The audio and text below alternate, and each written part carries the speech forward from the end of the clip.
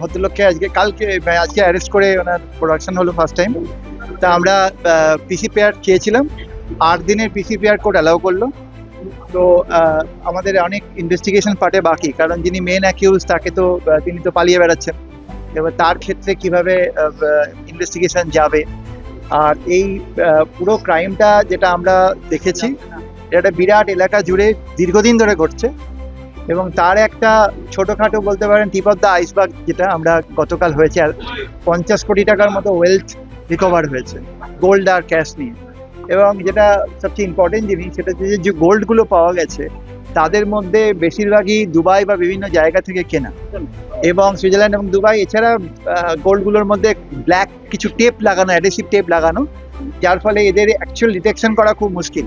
তো investigating agency এই জায়গাটাও দেখবে যে এটা আদৌ স্মাগলিংয়ের কিনা, ওই অ্যাঙ্গেলটাও দেখবে।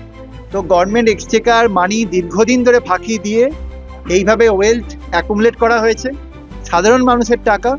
তো এই পুরো ব্যাংক যা ক্যাশ যা আছে অ্যাজ পার ল যা হওয়ার হবে, আমরা অ্যাজ পার বিএনএসএস এবং বিএনএস অনুযায়ী পেনাল সেকশন এবং বিএনএসএস অনুযায়ী আমরা আমাদের স্টেপগুলো টাইম টু টাইম নেব, যেটা করণীয়।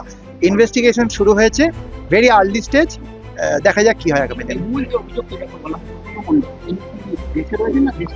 এটা নিয়ে আমাদের ইনভেস্টিগেশন চলছে, ওনাকে খোঁজা হচ্ছে। আমাদের যেটুকু ইনভেস্টিগেশনে এসছে তাতে উনি পালিয়ে যাবেন, এবং সেই কারণে এই ভদ্রলোককে এই সমস্ত সম্পত্তির কাস্টোডিয়ান করে রেখে গেছেন যে তুমি পাহারা দাও, আমাকে বেরিয়ে যাচ্ছি।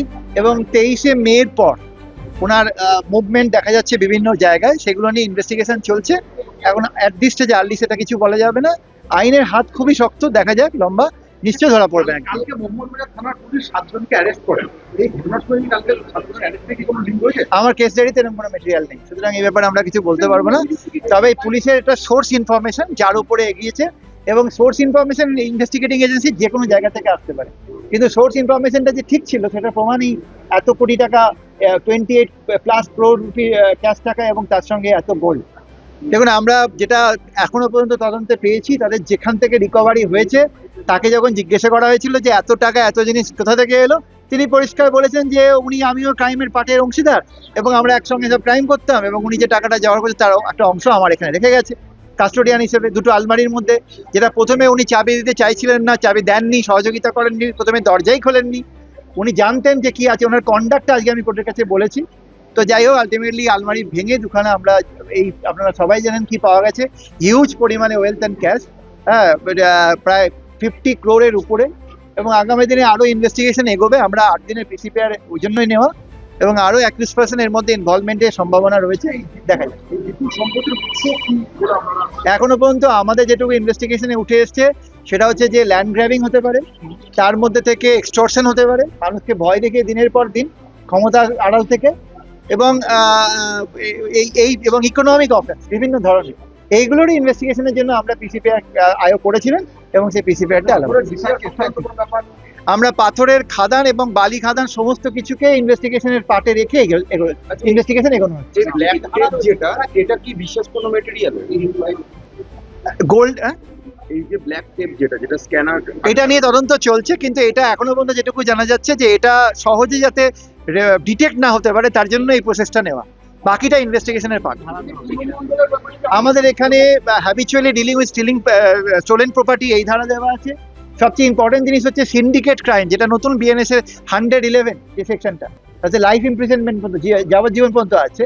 কনসার্টের একটা টিম বানিয়ে দিনের পর দিন মানুষকে লুটে খাওয়া, ঠকানো, বিভিন্ন রকমের ক্রাইম করা, ইকোনমিক অফেন্স স্পেশালি, সেইগুলোর জন্য সিন্ডিকেট ক্রাইমের সেকশন 111 রয়েছে, এবং 409 গভর্নমেন্ট প্রপার্টি আত্মসাৎ করার এক যে প্রবণতা দেখা যাচ্ছে সেইটার আছে, এবং এগুলোর উপরে ইনভেস্টিগেশন স্টার্ট হচ্ছে, দেখা যাক আগামী দিনে করতে। ওই ব্যাপারটাকে উনি কি বিদেশ চলে গেছেন বলে আপনারা আশঙ্কা করছেন, তার আমরা ওই প্রসেসে এগোচ্ছি, আগামী দিনে দেখা যাক, কারণ বেশি তো আমরা ডাইভার্জ এই স্টেজে করতে পারছি না। ইনভেস্টিগেশন চলছে, আপনারা ঠিক টাইমে জানতে পারবেন। Thank you.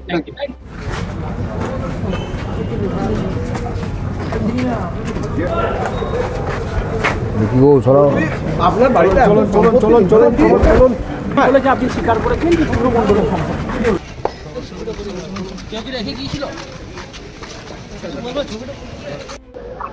আজকে এমডি মিনার মণ্ডল বলে একজন 21%কে মোহাম্মদবাজার থানা ফরওয়ার্ড করেছিল এবং মোহাম্মদবাজার থানা ফরওয়ার্ড করে তাকে 14 দিনের পুলিশ রিমান্ডের প্রেয়ার দিয়েছিল।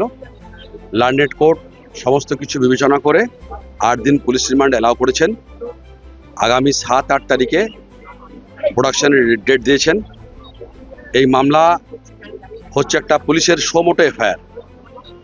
এই মামলায় এসআই অফ পুলিশ চিরঞ্জিত পাল তিনি হচ্ছেন কমপ্লেনেন্ট এবং অ্যানাদার ডিএসপি হেডকোয়ার্টার তিনি হচ্ছেন কেসের আইও, সম্ভবত উনি হচ্ছেন ডিএসপি ট্রাফিক।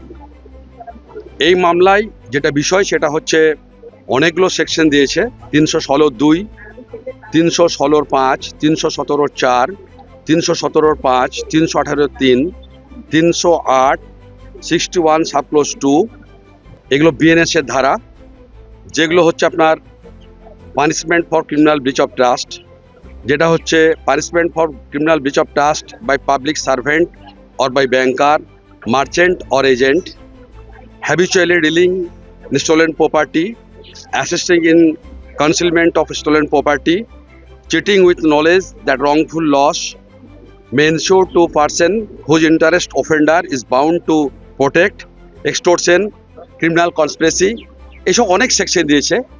আমাদের ডিফেন্সের পরিভাষায় আমরা বলি যেটা যে কেসের সেকশনের সংখ্যাধিক্যটা বিচার্য বিষয় নয়, কেসের গুণগত মানটা বিচার্য বিষয় হওয়া উচিত। তাই এই মামলায় কোনো লোক কিন্তু এখানে কমপ্লেন লজ করে বলেনি যে আমার কাছে 21% এক্সটোরশন করেছে, আমার কাছ থেকে জোরপূর্বক টাকা নিয়েছে, এই ধরনের অভিযোগ কিন্তু কেউ করেনি। এটা পুলিশ সোমোটো এফআইআর করেছে। তা আমার বক্তব্য হচ্ছে যে এই মামলায় যে সেকশনগুলো দিয়েছে সেগুলো ব্যাড ইন ল। 409 সেকশনটা কোনোভাবে প্রযোজ্য হয় না, কারণ 409 হতে গেলে পরে তাকে সরকারি কর্মচারী হতে হবে এবং আইনের যে ব্যাখ্যা আছে সেই ব্যাখ্যার মধ্যে সেটা কোনোভাবে পড়ে না। সেক্ষেত্রে আমরা লার্নেড কোর্টকে সমস্ত এলাবোরেটলি ডিসকাশন করেছি। লার্নেড কোর্ট সমস্ত শুনে এই 21%-এর বেল রিজেক্ট করেছেন এবং আগামী 7-8 তারিখে লার্নেড কোর্টের কাছে প্রডিউস করার জন্য অর্ডার দিয়েছে। প্রসিকিউটর বলছেন সোনালীতে এক ধরনের বিশেষ কালো টেপ ব্যবহার করা হয়েছিল স্মাগলিং এর জন্য। এই বিষয়টার সঙ্গে কি ভিন্নবাবু জড়িয়ে আছে? দেখুন, এই বিষয়টায় এখন ঘটনা হচ্ছে সবটাই তদন্ত সাপেক্ষ ব্যাপার। আমরা কেসে যেগুলো পাচ্ছি এখন এই জাস্ট ইনভেস্টিগেশনটা স্টার্ট হয়েছে। এই ইনভেস্টিগেশন যখন তদন্তটা প্রসিড করবে তখন জানা যাবে কোন সোনাটা কী ব্যাপার বৃত্তান্ত। তাই এই মুহূর্তে এই সম্পর্কে এখনই কোনো রকম মন্তব্য করা সমীচীন বলে আমি মনে করি না। পুলিশ বলছে তদন্তে কোনো রকমের সহযোগিতা পায়নি তার কাছে। এটা আমার মনে হয় সম্ভবত ভুল কথা, কারণ আমাদের কাছে যেটা খবর আছে সম্ভবত মিডনাইটের শেষ অংশে রাত্রিবেলায় পুলিশ অফিসাররা গিয়েছিল।